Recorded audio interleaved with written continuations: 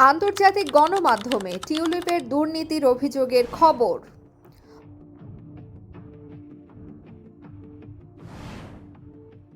বাংলাদেশের দুর্নীতি দমন কমিশন দুদক গণ অভ্যুত্থানে ক্ষমতাচ্যুত বাংলাদেশের সাবেক প্রধানমন্ত্রী হাসিনার ভাগ্নি ও ব্রিটেনের হ্যাম্পস্টেড ও হাইগেটের সংসদ সদস্য সিটি মিনিস্টার টিউলিপ সিদ্দিকের বিরুদ্ধে দুর্নীতির তদন্ত করছে, যা নিয়ে আন্তর্জাতিক সংবাদের শিরোনাম হচ্ছেন তিনি।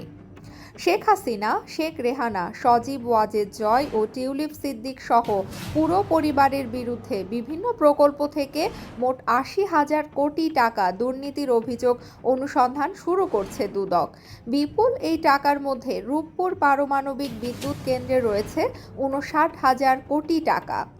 বৃহস্পতিবার ১৯ ডিসেম্বর সকালে ব্রিটিশ গণমাধ্যম দ্য টেলিগ্রাফের এক প্রতিবেদনের শিরোনাম করা হয়, Labour MP faces being cut up in Bangladeshi embezzlement investigation, অর্থাৎ বাংলাদেশে অর্থ আত্মসাতের অভিযোগে তদন্তে ধরা পড়তে পারেন লেবার এমপি।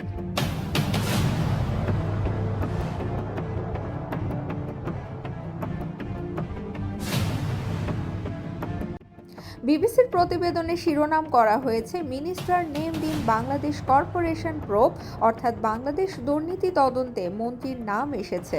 ইস্টার্ন আইয়ের প্রতিবেদনের শিরোনাম ছিল, minister tulip Siddique named in Bangladesh corporation probe, অর্থাৎ বাংলাদেশের দুর্নীতি তদন্তে মন্ত্রী টিউলিপ সিদ্দিকের নাম। অন্যদিকে দ্য নিউজ ইন্টারন্যাশনাল তাদের প্রতিবেদনের শিরোনাম দিয়েছে, labour minister tulip Siddique named in UK Bangladesh corporation probe, মানে যুক্তরাজ্যের শ্রমমন্ত্রী টিউলিপ সিদ্দিকের নাম যুক্তরাজ্য বাংলাদেশের দুর্নীতি তদন্তে।